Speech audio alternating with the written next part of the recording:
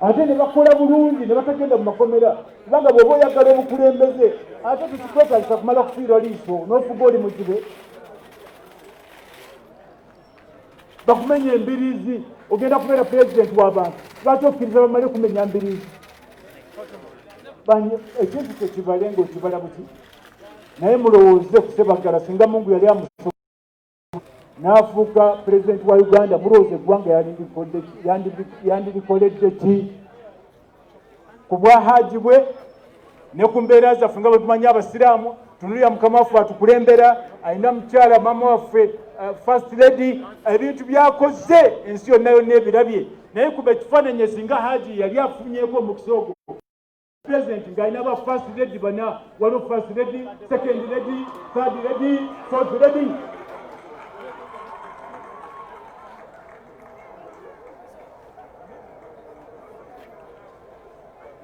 tunuulira omugaso gwa first lady atya naye kuba ekifaananyi nga bali bana ono akola ku bino ebyekalamoja ono agenze ku byaluwa ono akola ku baana abato ono akola nembeeramu oli asembayo kubanga oli asembayo omugole ye yaba agenda mu mikolo gwatambula naye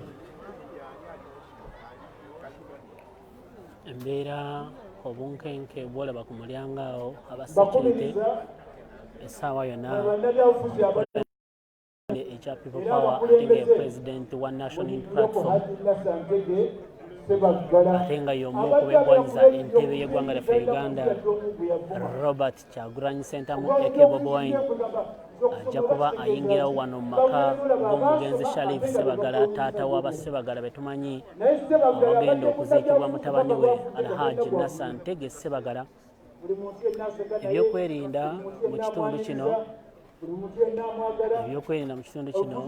weebiri nnyo nga bikubeemerwamu poliisi LDU UPDF ebifaananyi byosoose kulaba bye bigenda mu maaso wansi eri mu tenti just kulengeza mu bifaananyi naye wano just ku main entrance eyingira mu geeti eno essaawa yonna tutunuulira omuntu nga yambadde akakofiira kamyufu ne tumutunuulira nga yambadde ne mwebale nnyo okukkiririza mu Geto TV yokka gy'osobola okwesigamako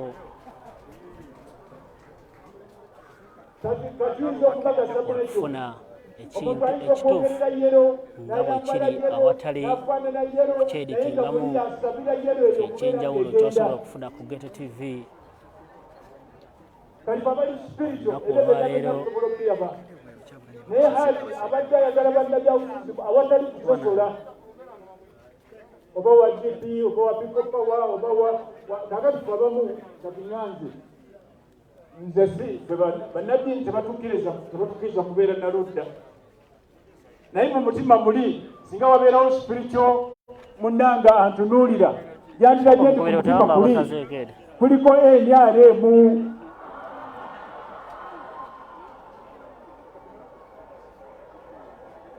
naye fe tebatukkiriza kubeera naludda era temukitwala mu ndi wa NRM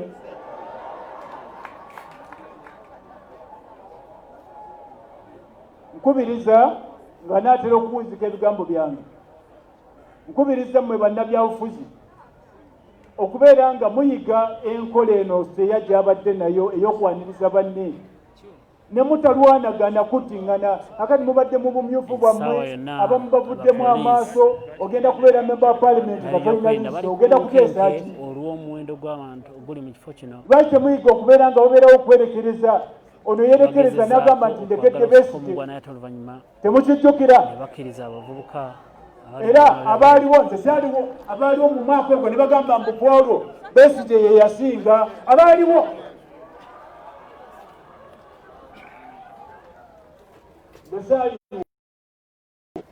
naye bagamba Besigye ye yasinga olw'okuba haji yagamba abantu nti emabega wanyu era mulaba okulonda kuno okuweze yayimirira emabega wa Namboole n'agamba abantu nti muwe Muzeeyi era Muzeeyi n'akola ki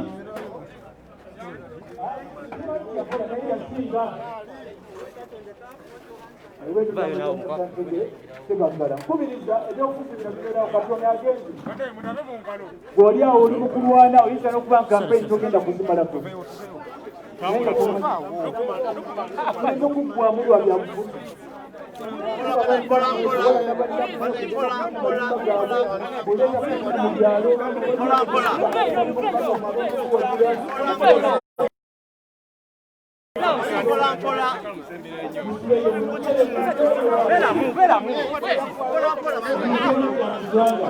naye abali mu byalo eri bawogola simanyibwa buli muntu amanyi amaka ga munne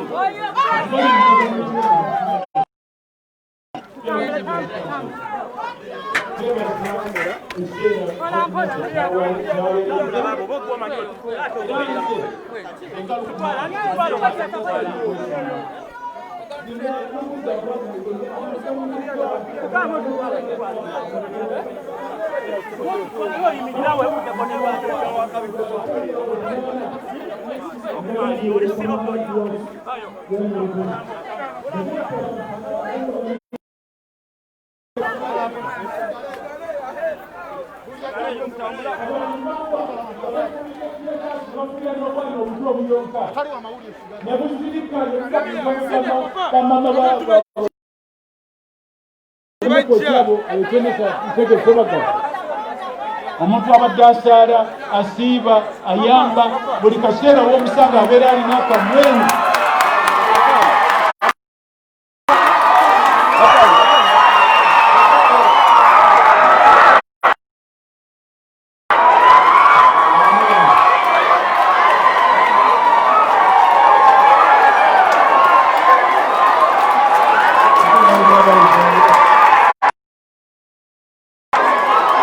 mutereeze embeera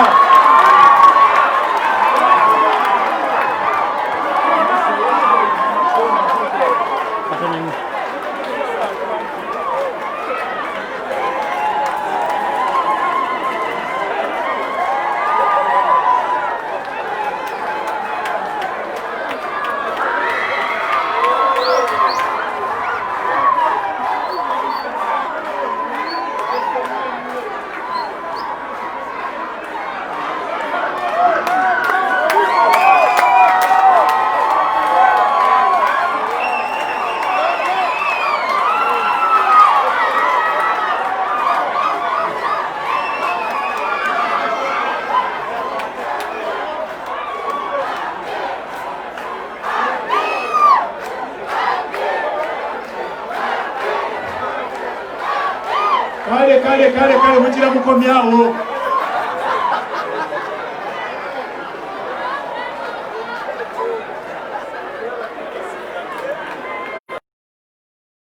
ngenda kumaliriza ate nze mbagambye nti siraba bulungi kati nayingidde mu kidaala simutegedde naye bajja kuba mubuulira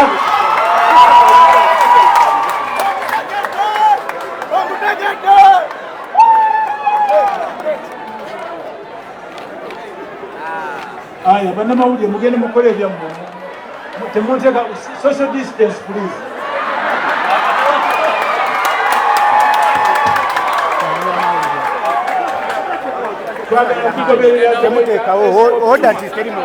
kakati bwe mumaliriza temusemberera nnyo bantu ssebo omukulu ayingidde mu ngeri yonna esikumanyi naye nze bamita Sheikh Lukman Zaidi wa Kinyankali badde mukwano gwa Haji Nasantege Sebaggala naye enduulu ezo ezikuze ezo ziraga nti olina kyoli kinenemu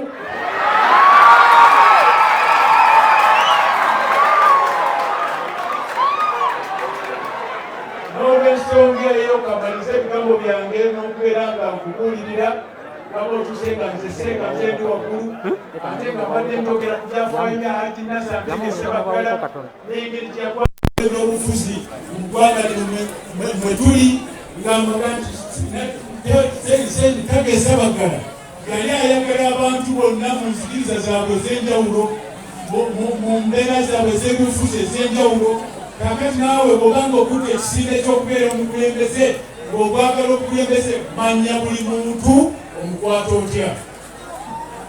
buli muntu omukwata otya bwe kulembeze oyinza okujja n'amaanyi ne kukakamukuta ku matya nga Mungu akutaddewa olw'engeri gy'okuttemu abantu oyinza okujja mu kiseera nga kyokiddemu kyekyo otumanyi nti fenga abakkiriza abasiraamu abakkiriza tumanyi Katonda yalonda baki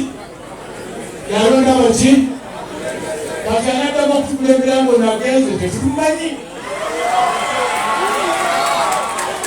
tezitakama nti yekwesi tumumanyi naye nga Katonda yakola enteekateeka nti buli wabeera omukulembeze n'afaawo baddewo omukulembeze omuki ate luusi ajja nga tosuubira ati alibeera oyo Katonda wekisa asobozesezza okujja okwolekera Haji Nassantege Ssebaggala asobose tumulegere bulungi tugenda okumaliriza nga ate fe abamu tuli balwadde bayi ate nga batufiidde tiyagaasi ate nga baki tumutwale mu kitiibwa kye kyagoberedde buli muntu amanyibwe atuze mu kuziika situze mu lukuŋŋaana lwaki okuziika tebalina muntu gwe bagoba buli muntu yenna ajja n'aziika omuntu aba amulumye era mwabakulira obuzindaalo buno mwegendereze mukwaniriza abantu mubanirize mu bitiibwa byabwe ate era mbamanyise oluvannyuma lw'ebitiibwa ebyo Katonda byabawadde bagenda kumaliriza nga Nassantege Ssebaggala bagende mu maaso ga Katonda kati buli alina kyalina akikwate bulungi oba olina buyinza bulungi oba olina maanyi gakozese bulungi oba olina ssente zikozese bulungi oba olina mundu kikozese bulungi oba olina tiyagaasi mukozese bulungi olina buli kyolina kikozese ng'okikozesa bulungi kubanga enkomerero ya byonna igenda kudda eri Allah tabaraka wa taala olujja luno bakubiriza okubeera obulunga bwe mubadde abantu bonna mu nsi bwe bato teri famire zitoogerwako kakati mugenda nga mwetika abantu gundi tekitaddemu kumubuuza gundi tekitaddemu kukolawo nti abantu bonna ngaokwate Mungu yabageredde ekyetagisa okujja okugenda okubetondera mugende mubetondere mugende mwetondera abantu omusonyi betondera musigale ngekolaki ng'etambula kubanga famire yamu yemu famire ez'embala ezirimu abantu bonna bano ba movementi bano ba people power bano ba independenti bano ba jema bano ba maseeka batabeera mu byabufuzi buli muntu yenna ajja mu lujja luno kale ensonga muzikwate bulungi mubeere nga muwerekera Haji mu mirembe mu ssanyu agende asinkane Katonda we nga amusiimye abaana ba Haji Nassantege Ssebaggala kati kiri gye muli okulekawo okukulula okwa kitammwe engeri gy'abadde ayisaamu abantu eyo mu Amerika gye muli muveeyo mukomewo muveeyo musale omugante ebbanga litubaddeyo limala nga tuddeyo tukumbe ekigo kya taata waffe mutewana abantu abamanye ne famire yammwe esobole okutambula ebingi byenandyogedde ku Haji naye tebigwayo kubanga y'omu ku basajja babadde smart omusajja atambula mu kibuga n'aleka abakazi nga bamira amalusu nomutambula abakazi besibako besibe nogenda ku dduuka noddayo noyogera nolasana nokola ki naye nabadde atambula ne bamira amalusu abo abali mu bukaaya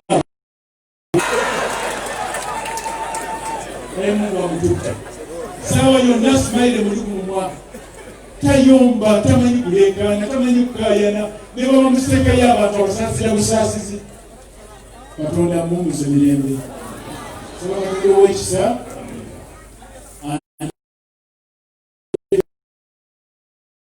emirembe akume n'abantu bonna abazze okwerekera muganda waabwe nga buli omu bwabadde amuyita Mungu amuwe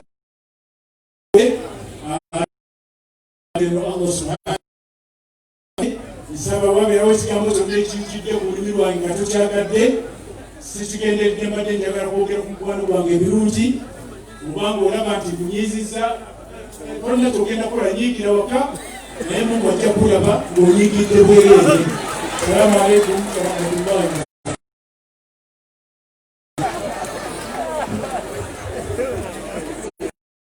Assalamu warahmatullahi wabarakatuh. Tuyanziza nnyo tweyanzeege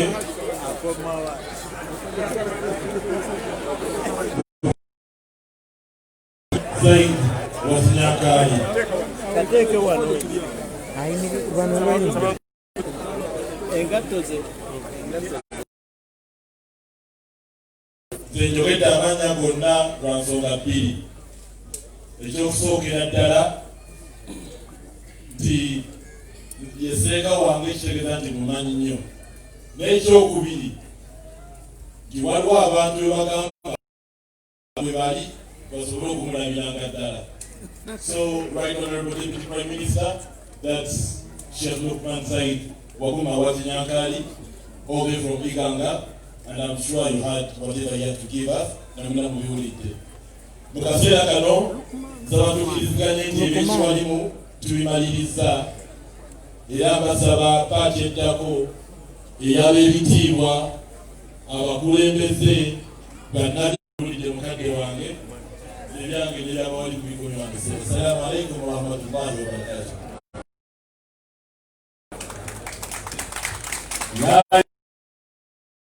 La ilaha illallah, la ilaha illallah, Muhammadur Rasulullah. La ilaha illallah,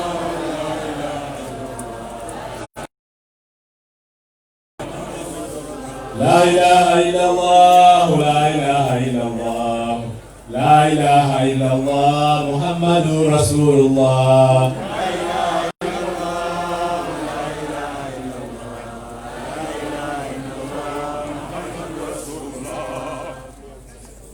Oba ntandikirewa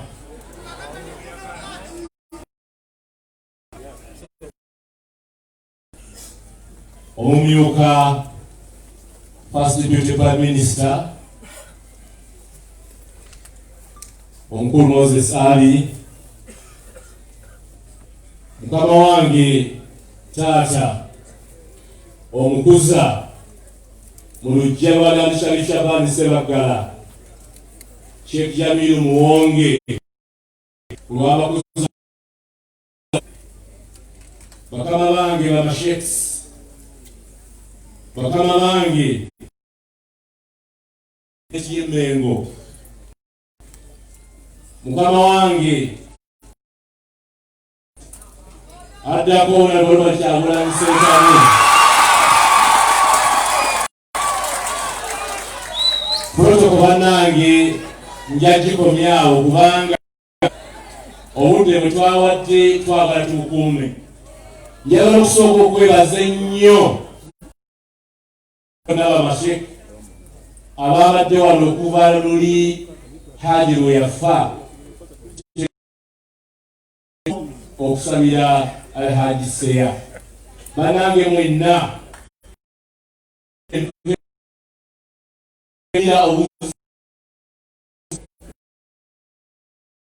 birungi byereere. Njagala te era kwebaza ennyo nnyini ddala mwenna eggulo yagambe amuza enteekateeka eno mu ngeri ey'amangu. Bamaze okubanjula okumpita, njagala kwebaza mutani wange Adinaani akoze omulimu omunene, Isima Bumba.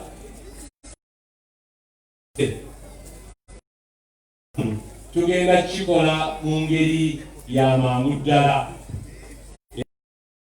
Omwogezi wa famire Alhaji Latif Ssebaggala Sseŋŋendo era MP Kawempe North ajje abeere ng'akola enteekateeka eyo. Bampita Abdul Musa Ssenyo n'agenda ku Sitewolo n'abagamba nti ebisaaniko tebabiyoola mu Luzungu. Kakati abantu bali ne beewuunya ne bagamba nti kale tukkirize ebyo byonna bajja kugula dasibini baziwa abantu naye tebalina kapasite. N'abagamba nti obwagazi obwo bwe mulaba tebalina kapasite, n'olwekyo mubawe basobole okubeera nga bakola. Olwaleero we twogerera ndowooza nammwe mulaba ekibuga bwe kifaanana abakirimu. Tusobodde okuyoola nga tewaliwo omuntu atusasula kuba emmotoka zaffe. Kyensembyayo mbasaba famire eno mukoleyo ekijjukizo kyetusobola okujjukirirako muganda waffe. Mukoleyo amazzi mugawandiikeko Ssebaggala.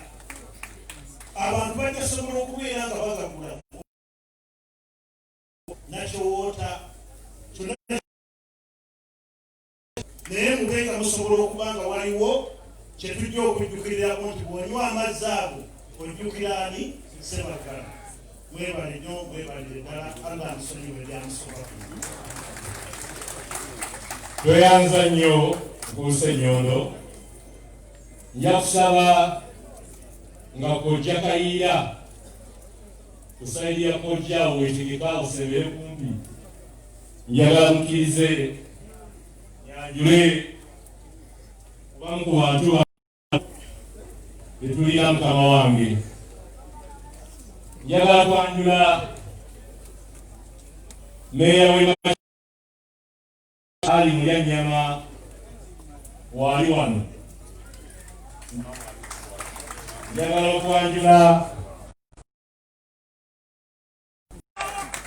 Honorable Namayanja Florence wali yali Deputy Mayor mu kiseera ekyo era okuva luli abadde wano Honorable Namayanja.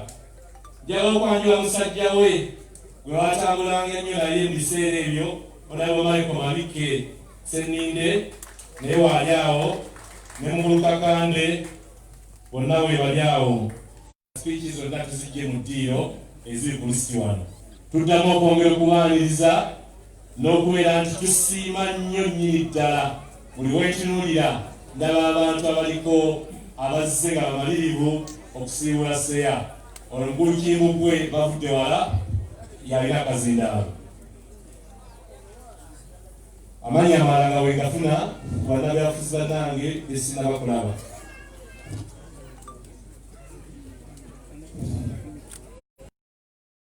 Bakulu b'ebitiibwa nga nabiti byammwe bamateeka bakulu b'enzikiriza ez'enjawulo kantwale omukiriza guno batolide. Assalaamu alaikum wa rahmatullahi wa barakatuh. Nina ennyiike ku mutima gwange y'amaanyi kubanga mbadde ndi Ssebaggala okumala emyaka 5. Ssebaggala twayagalana twasiikana mu 1907. Nimbeera ne Ssebaggala nnyo tutambula ffenna ng'abavubuka era ku endi mu 1974 abawange ngufunze bestman. Ssebaggala twabeera ffenna twayagalana nnyo era nga tulinnya mu kimu. Ssebaggala abadde muntu mulungi gyendi, abadde muntu mulungi eri abantu bonna ng'era Sheeka wabadde amwogerako wano essaawa eno. Sheeka subhanallah omukulu Ssebaggala mbadde mutegeera nnyo kubanga tubadde tukolagana nnyo. Yakola Ssebaggala abadde akintegeeza nange nga ntegeeza kimugenda okukola. Naye Ssebaggala amaanyi nnyo mu mutima gwange okulaba nga mbiseewo. Ssebaggala gwe mbadde ŋŋamba nti kangende ewa Ssebaggala etunyumye. Ssebaggala naye Mukama Katonda nga bw'agera n'amunzijulirako. Inna lillahi wa inna ilaihi raji'un. Bassebo ne bannyabo eddakiika bampadde entono n'okubanga sirina bintu bingi binyinza kwogera olw'ennyiike ginyina mu mutima gwange olwa nammwe mukirabe omuntu okubeera naye okufa kuba naye emyaka 5 nga muli bamukwano nga temuyombagana nga mussa kimu nga buli omu yeebuuza ku munne mulaba kintu kikulu nnyo. eddambe lye okusooka lya